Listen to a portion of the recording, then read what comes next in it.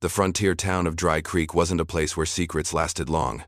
Dust blew through its one main street, carrying gossip from porch to porch like wildfire. Folks said you could hear the blacksmith's hammer in the morning, the preacher's sermon on Sunday, and the clatter of boots heading into the saloon at dusk, but the loudest sound of all came from tongues wagging, and the name they whispered most often belonged to Clara Mayfield. She was 23 years old, striking in a way that made men tip their hats twice, but she had earned herself a reputation no woman in those parts ever carried with pride. 3 marriage proposals had already been turned down in less than a year. Each time she stood with her chin high, hands on her hips, and declared with a firm voice, "I'm not wife material." For men in town, her words were like a slap. For the women, it was something even harder to swallow, an open rejection of everything expected. Dry Creek had no room for women who didn't dream of cooking, cleaning, raising children, and standing behind a husband. Yet Clara seemed to relish her defiance. She worked at the general store, hauling sacks of flour twice her weight, fixing shelves with a hammer when the wood warped, and talking back to customers who mistook her independence for rudeness. Mothers told their daughters not to end up like her. Fathers muttered that a woman like Clara was trouble. But no matter the disapproval, she never wavered. Clara's stubbornness didn't come from arrogance, but from scars only she carried. She had watched her mother wither under the weight of marriage, working herself raw while her husband drank away the profits of their small farm. Clara swore she'd never chain herself to the same misery. Freedom was worth more than security, and if folks thought less of her for it, so be it. Better to be alone than to be caged. Still, nights in Dry Creek grew long. There were times she lingered on the porch of her rented room above the store, watching couples walk arm in arm, wondering if loneliness was its own kind of prison. Her latest rejection happened that very morning, in front of the whole town. Charles Whitford, son of a banker, had dropped to one knee by the well, ring in hand. Gasps rippled through the gathering crowd as Clara stared down at him with tired eyes. She told him flat out, her words carrying across the square, "I'm not wife material, Charles. Best find a woman who'll play the part." With that, she walked away, skirts swaying, leaving him red-faced and humiliated. By evening, the story had spread to every corner of Dry Creek. When she entered the saloon that night, the room grew quiet for a heartbeat before resuming its noise. Clara didn't care. She ordered a whiskey, ignored the stares, and sat alone at a table near the window. What she didn't know, what no one knew yet, was that on that very night, a cowboy would ride into town, and with him would come the kind of trouble, challenge, and connection she had sworn she didn't want, but might secretly have been waiting for all along. The cowboy rode into Dry Creek just as the sun bled its last colors across the horizon. His name was Luke Callahan, though most who knew him called him simply Callahan, a man who traveled light and lived lighter still. Dust clung to his duster and hat, his boots worn down from miles of trail, and his eyes hidden beneath a brim that shadowed more than just the Sunday. He carried no wedding ring, no family heirlooms, nothing that tied him to the world except a saddlebag, a rifle, and a past he never spoke of. Dry Creek was not his first stop, and by the look of him, it would not be his last. He had a habit of staying just long enough to earn a few coins breaking horses or guarding shipments, then disappearing before the townsfolk could ask too many questions. People said he was running from something, though no one could pin down exactly what. Maybe the law, maybe a woman, maybe his own restless soul. Whatever the reason, Callahan carried solitude like a second skin, and he wore it well. When his horse clopped into town that evening, heads turned. Travelers weren't uncommon, but there was something in the way Callahan carried himself, steady, deliberate, a man who had seen danger and didn't flinch from it. He dismounted at the hitching post outside the saloon, brushed the trail dust from his jacket, and walked inside without a word. The piano stumbled to a halt as eyes followed him, but he gave no acknowledgement, heading straight for the bar. "Whiskey," he said, voice gravelly, low, like it had been carried across miles of dry wind. The barkeep slid him a glass, and he drank it slow, surveying the room with a quiet sharpness. He wasn't there to make friends. He wasn't there to stir trouble. He was there to disappear into the background, same as always. But fate has a way of ignoring men who try to stay invisible. From the corner table near the window, Clara Mayfield watched him. She recognized the signs: another drifter, another man with no ties, no intentions of planting roots. In a town where every man seemed desperate to claim a wife, a farm, or a title, this one stood apart. Something about that caught her attention. Maybe it was the way his shoulders carried weight without slumping, or the way he didn't gawk at her like most men did when she entered a room. He just noticed her, nodded once, then looked away. It unsettled her more than open stares ever had. Later, as the night wore on, Callahan kept to himself, but his silence spoke louder than most men's boasting.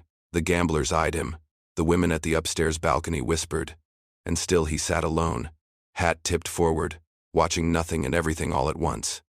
Clara found herself glancing at him more than she cared to admit, her own whiskey forgotten in her hand. She told herself it was just curiosity, nothing more. Neither of them knew it yet, but two stubborn souls had just entered each other's orbit. One swore she wasn't wife material, the other swore he wasn't made to be anyone's husband. But the West had its own designs, and before long, their words would be tested in ways neither expected. It didn't take long for the tension to find its way to the surface. In a town like Dry Creek, nothing stayed still for long, especially not when pride, whiskey, and ego mingled under a single roof. The saloon was humming with sound, piano keys clinking out an old waltz, boots scraping the warped floorboards, poker chips clicking like tiny gunshots. And in the thick of it sat Callahan, stoic and unmoved, nursing his second drink like it was the only thing tethering him to the room. Across the room, Clara couldn't stand it anymore. Not the sideways glances from townsfolk whispering about her latest rejection, not the men who tried to win her affection with slurred compliments, and especially not the stranger who sat like a stone amidst it all, silent, unbothered, untouchable. She rose, whiskey in hand, and walked straight over to him. Her boots struck the floor with purpose. "You always drink alone," she said flatly, standing beside his table. Callahan looked up slowly, just enough to catch her gaze beneath the brim of his hat. "Usually." She narrowed her eyes. "Not very neighborly of you. Folks here at least pretend to be friendly." "Not here to pretend anything," he said, then tipped his glass back and drank. That answer, plain and unapologetic, sparked something in her. Clara didn't know what she expected. A flirt, a scoff, a challenge, but this man gave her nothing to push against, and somehow that irritated her more. "So what brings you to Dry Creek?" she asked, folding her arms. "Does it matter?" "It might." He paused then, let the silence linger, and finally said, "I don't stay long enough for it to matter." Clara smirked, setting her glass down on his table a little too hard. "Good. You're just passing through. Makes things easier." "For who?" "For people like us." His brow lifted slightly, just enough to signal curiosity. "Us?" "I'm not wife material," she said, voice sharper than she intended. "In case you were thinking of getting cozy." "Huh." Callahan leaned back in his chair and let out a breath, not quite a laugh, but close. "Good," he muttered, meeting her gaze fully now. "I'm not husband material either." For a second, the air between them shifted. Something passed silently across the table. Mutual recognition, maybe. A shared weariness. Two people who had both been shaped by things they didn't talk about. Neither one of them smiled, but neither looked away. Their moment was interrupted by a loud crash behind them. A drunk ranch hand had stumbled into a poker table, sending cards and curses flying. The room roared with laughter and shouts, but Clara and Callahan didn't flinch. They sat in the eye of the storm, steady as ever. She picked up her glass, drained it, and turned to leave. "Enjoy your drink, cowboy." Callahan watched her walk away, his eyes tracing the sway of her step not out of lust, but interest. There was fire in that woman, and for the first time in a long while, he didn't feel the urge to ride out of town the next morning. The following day stretched on like a slow exhale. Dry Creek simmered under a high sun, and by late afternoon, the heat began to slip into a golden calm. The kind of hush that made even the wind move softer, as if the whole town was holding its breath before something shifted. Callahan had spent most of the day helping the stable hand shoe a horse with a bad temper. It wasn't paid work, but he never cared much for coin. Sweat lined his collar, his hands were nicked and coated in dust, but he didn't seem to mind. Working with animals came easier than talking to people. Clara found him leaning against the fence near the edge of town, watching the prairie stretch toward the mountains. She hadn't meant to look for him, not consciously, but somehow, her feet carried her down that path anyway. She held a small tin cup of lemonade, mostly melted ice, and offered it without a word. Callahan accepted the cup, nodded once, and took a slow sip. They stood in silence, side by side, looking westward. "You always run from one town to the next?" she finally asked. Not always. He didn't turn to look at her. Just when I've stayed too long. What's too long? When people start thinking I'm something I'm not. Clara let the words settle before answering. And what do they usually think you are? He gave a faint smile, bitter at the edges. A good man. A safe bet. Somebody to build a life with.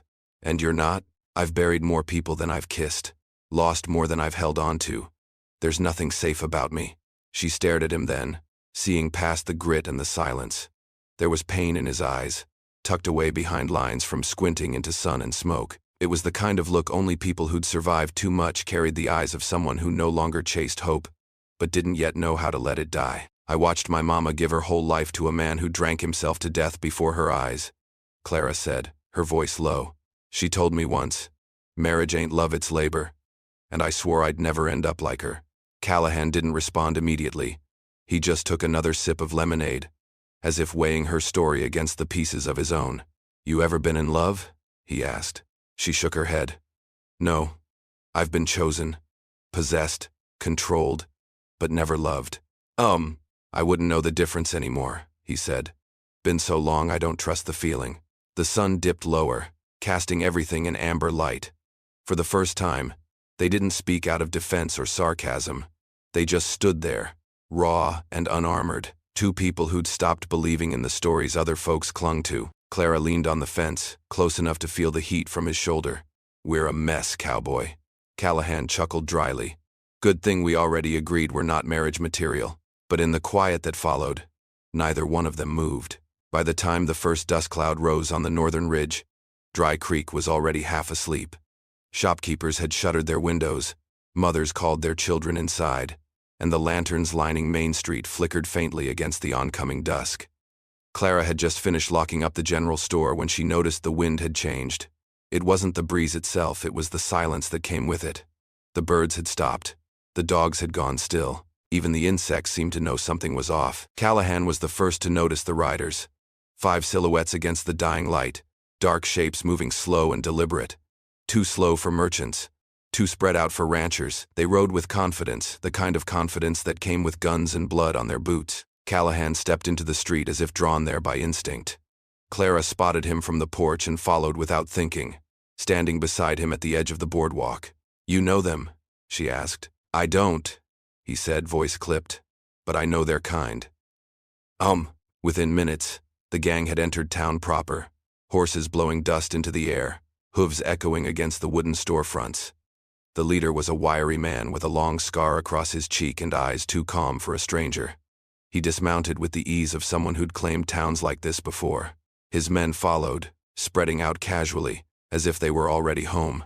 The leader looked around and smiled, then said loudly, Evenin', folks, we're just passing through. Ain't here to cause trouble lest someone feels like making some. Nobody moved. Sheriff Doolin emerged from his office with a shotgun, but the tremble in his hands betrayed him. He was old, half-retired, and everyone knew he'd been hanging on for the pension. His voice cracked when he spoke. This here's a quiet town. We don't want no part of your business. The scar-faced man smiled wider. Quiet's nice. We like quiet. We just need a place to rest our horses and maybe a drink or two. Ain't that right, boys? The others murmured in agreement, but their hands never drifted far from their pistols. Callahan stepped off the boardwalk. You're not welcome here. That stopped the leader's smile. And who the hell are you? Just a man who doesn't like your tone. The air tightened. Clara could feel it in her chest. A town full of good, frightened people standing frozen while one stubborn cowboy stepped into the fire alone. The leader spat in the dirt. Tell you what, hero, why don't you and I talk this over with a bottle? And if I don't like what I hear, we'll paint this street red. Callahan didn't blink. Or you could ride out while you still have all your teeth. There was a moment tense, still when it could have gone either way. Then Clara stepped forward, her voice cutting clean. Sheriff, she said loud and clear. If you're not going to do your job, hand me the badge. Eyes turned to her in shock. The scar-faced man laughed, not out of amusement but interest. Well, damn. Maybe we'll stay a little longer after all. The line had been drawn. Trouble had arrived, and Dry Creek had only 2 people willing to stand in its way. The gang didn't leave that night. They scattered through town like vultures, drinking on credit, pushing their weight around, reminding Dry Creek who was in charge now. Sheriff Doolin stayed mostly in his office, door bolted, pretending paperwork took priority. No deputies came forward. No ranchers raised a hand. Fear settled over the town like a sickness. But two people refused to shrink. Callahan kept to the shadows, watching, tracking the gang's movements like a wolf stalking its prey. Clara, meanwhile, kept her head high, walking through town like nothing had changed. She refused to show fear even when one of the men called her darlin' in a tone meant to provoke. She met his gaze, smiled like she was amused, and walked past him with enough confidence to make him flinch. That night, they met behind the livery stable. No plan, just instinct. "They're getting comfortable," Callahan said, crouched behind a stack of hay bales. "They're pushing people," Clara added. "Mr. Ellison's shop was looted. They told his wife she could cry about it or join him for a drink." He clenched his jaw. "They're not staying." Clara folded her arms. "You got a plan? I pick off the quiet ones first. Make 'em feel like they're being hunted. You can't take 5 men alone." Callahan looked at her, eyes steady. "Didn't say I'd be alone." Clara didn't smile, but her hand drifted to the pistol holstered under her shawl. "Good. Because I've got a list of names and a shovel behind the store. If we're burying problems, I'm not watching from the porch." That was all it took. They struck just before dawn, using the silence of morning to their advantage. The first man, Jenkins, stepped into the alley behind the saloon and never saw the blow coming. Callahan dragged him unconscious behind the barrels. Clara tied his hands while whispering apologies for being too gentle. The next one, the loudmouth who grabbed Mrs. Ellison, got lured into the back of the general store. Clara waited inside, shotgun leveled. When he opened the door, she didn't flinch. "You ain't got the guts," he sneered. But the next sound he heard was the butt of Callahan's rifle cracking across his skull. By the time the sun lit the town, only 3 men remained, and now they were uneasy. They called for their missing friends. Got no answers. And then, for the first time, they saw Clara and Callahan standing in the open street, side by side, guns in plain sight. "You really think the two of you can take us?" the Scarface leader called out. "No," Clara replied. "We think the town can. Once someone finally stands up." And like that, doors creaked open. One by one, townsfolk stepped into the morning light, some holding pitchforks, others empty-handed but no longer hiding. The leader looked around, saw the tide turning, and for the first time since he rode in, he didn't look so sure of himself. Callahan stepped forward. "You've got 5 minutes to disappear." This time, no one laughed. The gang rode out just past noon. They didn't say goodbye. They didn't make threats. They just left quiet, beaten, stripped of their arrogance. The townspeople cheered, some openly, others with relief buried deep behind polite nods and tight smiles. Sheriff Doolin stepped out onto his porch just in time to take credit, but no one gave him more than a passing glance. Everyone knew who had really saved Dry Creek. Clara and Callahan didn't celebrate.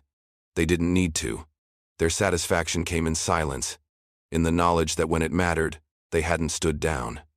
And while the town whispered stories about bravery and gunslinging, the two of them sat on the back steps of the general store, side by side, sharing a bottle of rye whiskey and watching the clouds roll over the prairie. Clara was the first to speak. "You know what this means, right?" Callahan tilted his head, squinting at the horizon. "That we're now the town heroes?" She snorted. "No. It means the gossip's gonna get worse. They'll start pairing our names together in conversation like we're something we're not." He handed her the bottle. "Let them talk. Doesn't make it true." She took a sip, letting the burn work through her chest. "Thing is, I don't hate the idea as much as I should." His glance lingered on her for a beat too long, his voice lower when he finally replied. "Me neither." A silence followed, not the awkward kind, but the dangerous kind. The kind that made old walls creak and breath catch just a little. He reached up and gently touched the side of her hand, not holding it, just letting his fingers rest near hers. A tiny act, but one that carried more weight than any kiss. "I told myself I'd never get close to anyone again," Clara whispered. "Not like that." Callahan nodded. "Me too. Love makes you soft, makes you stay when you should run, makes you care enough to lose everything." She looked at him. "You still planning to leave?" He didn't answer right away. "That was the plan, before." "Before what?" "Before I met a woman who told a gang of outlaws to hand her the sheriff's badge." Clara laughed, loud and free, and for the first time in a long while, she didn't feel heavy in her own skin. She looked over at the man beside her and saw, Not just a cowboy, not just a drifter, but someone who had stayed when he didn't have to. "I'm still not wife material," she said softly. He smiled, that rare half-smile he wore when his guard slipped.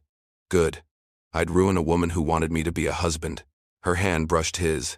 This time, she didn't pull away. Whatever they were building, it wasn't built on promises or tradition. It was built on fire, on fight, on the decision to stand when others ran. And maybe, just maybe, that was enough. For a few fleeting days, Dry Creek felt different. Safer. Lighter. Like the dust had settled not just on the streets but in people's hearts. Clara noticed it in the way folks smiled when they passed her now, like she'd been moved from the edge of town's disapproval into the center of its respect. They didn't say much. They didn't need to. A simple nod. A softer tone. A thank you, muttered under breath, that was enough to know something had shifted. But peace, like a good storm, never lingered. Callahan's horse was saddled again, supplies packed. His boots kicked the porch rail of the general store as he sat waiting, hat low, jaw tense, bags already tied. He hadn't said it aloud, but Clara knew. He was leaving. She stepped out, drying her hands on her apron. "You heading out? Figured I'd ride south before the rains start." "That all?" He glanced at her, then looked away. "Town's safe now. Work's done." Clara crossed her arms. "You're not a hired gun, Callahan. You stayed because you wanted to. Don't make it sound like it was just a job." He sighed. "I stayed because I couldn't bring myself to go. That's the truth. But I can't stay either." "Why?" He hesitated, chewing on the thought like a bitter seed. "Because this, you and me, it's starting to feel like something. And when things start feeling like something, they start expecting things. I'm not asking you for anything." He stood slowly. "No, but I might start giving it anyway. And when that happens, it won't be long before I forget how to keep moving." Clara looked away, staring at the mountains in the distance. "I was never the kind of woman to beg a man to stay." "I know. That's what makes this so damn hard." He stepped down off the porch and turned toward his horse. She followed him, her voice quieter now. "You really think love means giving up freedom?" Callahan stopped. "I think love changes it. It gives it weight. A man can ride light for years, but once he starts carrying someone else's heart, that trail gets harder." She moved closer, just behind him now.